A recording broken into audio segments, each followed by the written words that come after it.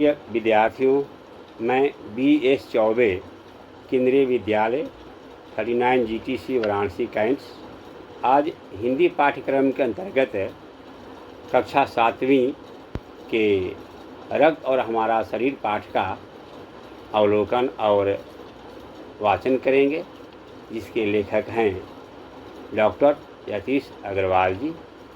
प्यारे विद्यार्थियों, प्रस्तुत पाठ में रक्त और रक्त से बना हुआ शरीर और शरीर में रक्त का कितना महत्व है, शरीर में रक्त के बिना संचालन करना कितना कठिन है, इसके बारे में लेखक ने अपना लेखनी चलाया है, जो हमारे लिए बहुत ही उपयोगी है।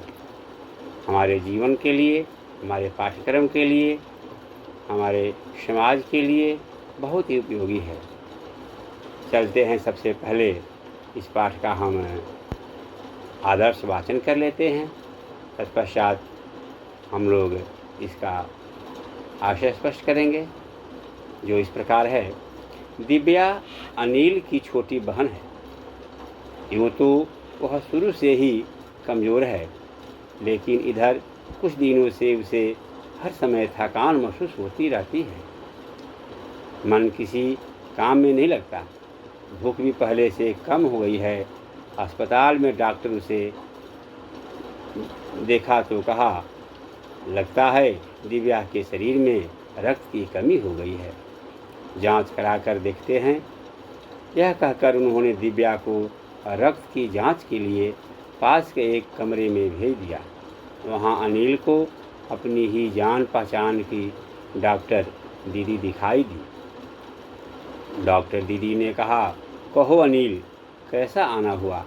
अनिल ने बताया कि डॉक्टर ने दिव्या को खून की जांच के लिए आपके पास भेजा है।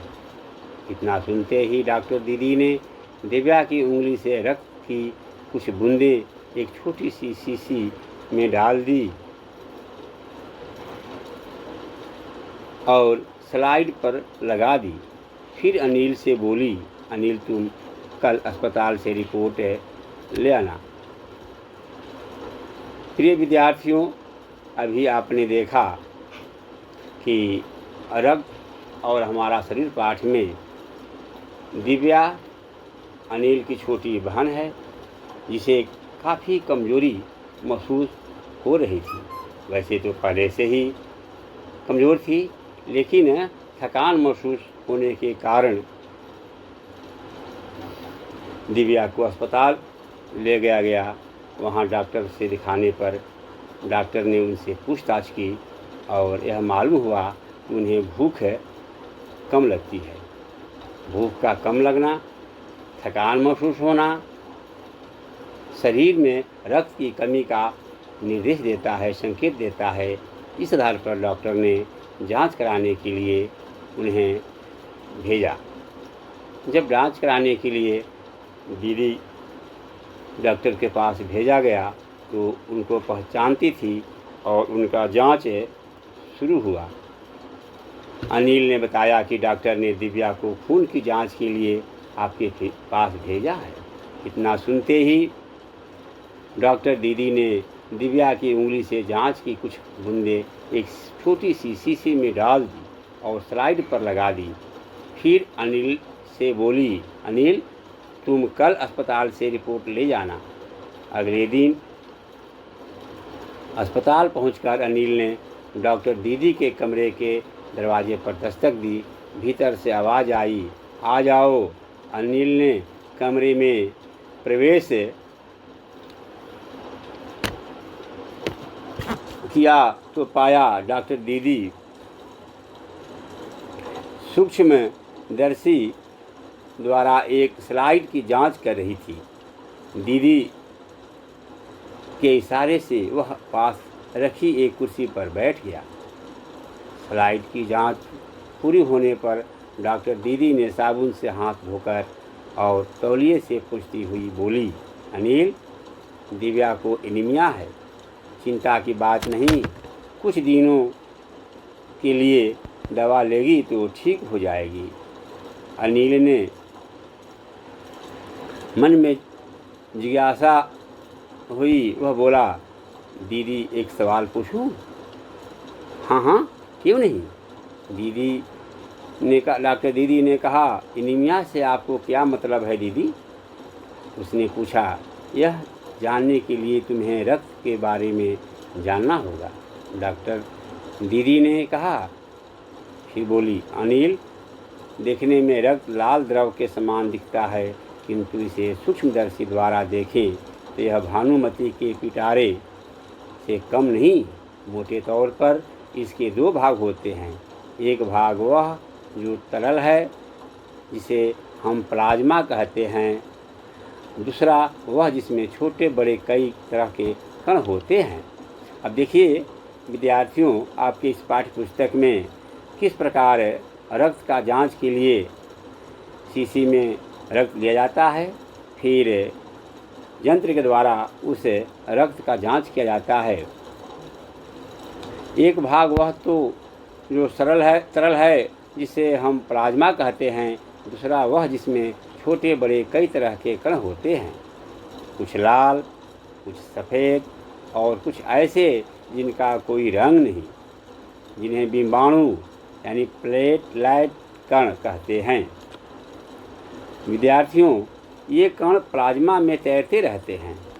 इतना कहकर डॉक्टर दीदी ने सूक्ष्मदर्शी के नीचे एक स्लाइड लगाई, उसे फोकस किया और बोली, देखो अनिल, सूक्ष्मदर्शी द्वारा जो कण तुम्हें दिखाई दे रहा है, ये है लाल रक्त कण। तो प्रिय विद्यार्थियों, अभी आपने लाल कण के बारे में, खून के बारे में, जांच के बारे में जानकारी प्राप्त किया। अब हम इस पाठ के महत्वपूर्ण बिंदुओं पर प्रकाश डालेंगे जो हमारे जीवन के लिए बहुत उपयोगी है, जिससे हम लापरवाही न करें। अपने जीवन को स्वस्थ रखने के लिए, अपने जीवन को बिल्कुल ही ओजस्वी, ताकतवर और पूरी तरह से तरोताज़ा रखने के लिए खून की अत्यंत आवश्यकता है, जिसे हमें विभिन्न प्रकार के खाद्य पदार्थों से, सब्जी, अंडे, दूध इत्यादि से, फल से उपलब्ध होता है। इसके बारे में यहाँ लेखक ने इस पाठ के माध्यम से संदेश दिया है। यह पाठ में लेखक यतीश अग्रवाल ने शरीर में रक्त की भूमिका के बारे में बताया है। अनिल अपनी छोटी बहन दिव्या को लेकर जांच करवाने डॉक्टर के पास गया था। अस्पताल में डॉक्टर ने दिव्या को खून की कमी के बारे में बताया और उसे डॉक्टर दीदी के पास जांच कराने भेजा। डॉक्टर ने दिव्या की उंगली से खून लेकर उन्हें रिपोर्ट के लिए कल आने को कहा था। विद्यार्थियों, इस प्रकार खून की कमी से हमें जो बीमारी होती है, अनीमिया, उसके बारे में बताया गया है। अगले दिन जब अनिल रिपोर्ट लेने गया, तब डॉक्टर दीदी ने बताया कि दिव्या को अनीमिया है। अनीमिया बीमारी खून की कमी से होती है और सब्जी, अंडे, दूध, फल, पत्तेदार सब्जियों को खाने से हमारे खून में जो तत्व चाहिए वह तत्व उपलब्ध रहता है, जिससे अनीमिया ठीक हो सकता है। अनिल ने डॉक्टर से पूछा कि अनीमिया क्या है। डॉक्टर दीदी ने कहा, अनीमिया को जानने के लिए पहले तुम्हें रक्त के बारे में जानना होगा, जो लाल द्रव के समान दिखता है। इस द्रव के दो भाग प्लाज्मा और प्लेटलेट्स होते हैं।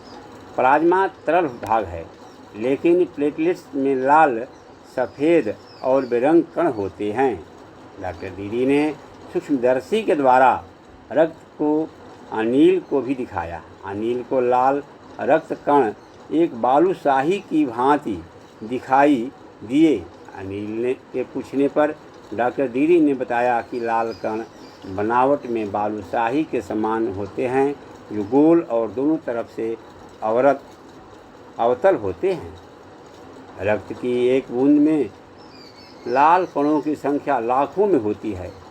1 मिलीलीटर रक्त में 40 से 55 लाख लाल कण होते हैं। ये लाल कण शरीर के हर हिस्से में ऑक्सीजन पहुंचाते हैं। इनका जीवन काल लगभग 4 महीने का होता है। पुराने कण के नष्ट हो जाने पर नए लाल कण बनते रहते हैं। तो प्रिय विद्यार्थियों, अपने जीवन को स्वस्थ रखने के लिए हमें खाद्य पदार्थों पर, भोजन पर विशेष ध्यान देना है। इस पाठ के माध्यम से लेखक ने संदेश दिया है कि हमें शरीर में यदि कमजोरी महसूस हो, यदि शरीर में अस्वस्थ जैसा अनुभूति हो, तो हमें इसका जांच कराना अत्यंत आवश्यक है। रक्त कणों का निर्माण हड्डियों के मध्य भाग मज्जा में बहुत से कारखाने प्रोटीन, लौह तत्व और विटामिन रूपी कच्चे माल के द्वारा करते हैं। हमारे देश में अनीमिया होने का प्रमुख कारण पौष्टिक आहार की कमी है। पौष्टिक आहार की कमी से अनीमिया बीमारी हो सकती है। इसलिए हमारे देश में लोगों को जागरूक किया जाता है। अपने बीमारी से उबरने के लिए खाद्य पदार्थ पर ध्यान देना अत्यंत आवश्यक है। एक और कारण है पेट में कीड़े का हो जाना। डॉक्टर दीदी ने कहा कि इस रोग से बचने हेतु साफ स्वच्छ भोजन खाना चाहिए, शौचालय का प्रयोग करना चाहिए। डॉक्टर दीदी ने कहा कि सफ़ेद कण शरीर के वीर सिपाही हैं जो रोगाणुओं को डटकर मुकाबला करते हैं। इन्हें शरीर के अंदर नहीं आने देते। प्लेटलेट्स चोट लगने पर रक्त जमाव क्रिया में मदद करता है। यदि खून की कमी हो तो खून भी देना पड़ सकता है। शरीर का खून एक समान नहीं होता। जांच करने पर ही किसी का खून चढ़ाया जा सकता है। आपातकालीन स्थिति में ब्लड बैंक से रक्त मिल जा सकता है। अनिल के पूछने पर कि क्या वह रक्तदान कर सकता है, डॉक्टर दीदी ने बताया कि 18 वर्ष की आयु से अधिक स्वस्थ व्यक्ति ही रक्तदान कर सकते हैं। एक समय में 300 मिलीलीटर रक्त ही दिया जाता है। मानव के शरीर में लगभग 5 लीटर खून होता है। रक्तदान करने से शरीर में कोई कमजोरी नहीं आती। उन्होंने सभी को रक्तदान करने की प्रेरणा दी ताकि वह ज़रूरतमंद व्यक्ति के लिए जीवन दान बन सके। तो विद्यार्थियों, आज हम लोग अभी रक्त और हमारा शरीर पाठ का आदर्श वाचन किया। संक्षिप्त में इस पाठ का हम लोगों ने अवलोकन किया। इसका आशय और इसका सारांश हम लोगों ने अभिव्यक्त किया। तो चलते हैं, अब अगले दिन हम लोग शेष भाग का अवलोकन करेंगे, अनुकरण पाठ करेंगे और इसका शब्दार्थ और भावार्थ के साथ प्रश्नाभ्यास करेंगे। तब तक आप सभी विद्यार्थियों को बहुत बहुत ढेर सारी